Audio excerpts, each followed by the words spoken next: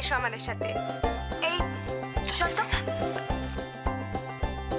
চলো চলো চলো চলো চলো প্লিজ চলো।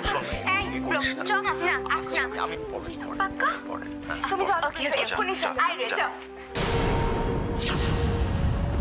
सैया छेड़ देवे ननद चुटकी लेवे ससुराल गेंदा फूल सास गारी देवे देवर समझा लेवे ससुराल गेंदा फूल छोड़ा बाबुल का अंगना भावे डेरा पिया का सास गारी देवे देवर जी समझा लेवे ससुराल गेंदा फूल सैया है व्यापारी चले हैं परदेस सूरतिया निहारो जियारा भारी होवे ससुराल गेंदा फूल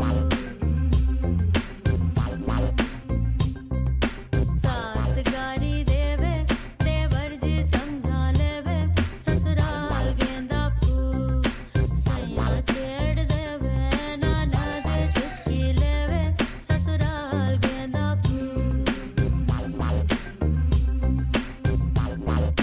छोड़ा बाबुल का अंगना भावे डेरा पिया कहो बुशर्ट पहने खाई के बीड़ा पान पूरे रायपुर से अलग है सैया जी की शान ससुराल गेंदा फूल सैया छेड़ देवे ननद चुटकी लेवे ससुराल गेंदा फूल सास गारी देवे देवर जी समझा लेवे ससुराल गेंदा फूल। I am sorry. আমি না জেনে অনেকগুলো কথা শুনিয়ে দিয়েছিলাম তোমাকে, যেটা একদম উচিত হয়নি।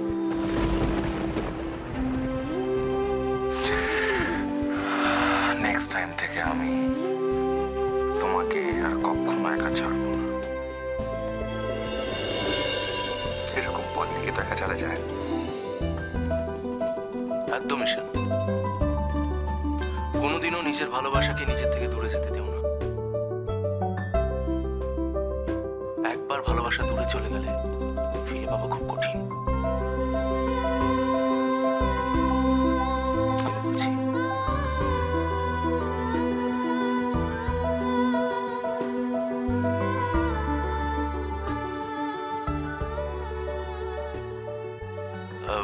বলছিলাম যে আজকের মতো তাহলে আসি। আমার দায়িত্ব কর্তব্য শেষ। পিকু নিজের যথাস্থানে পৌঁছে গেছে।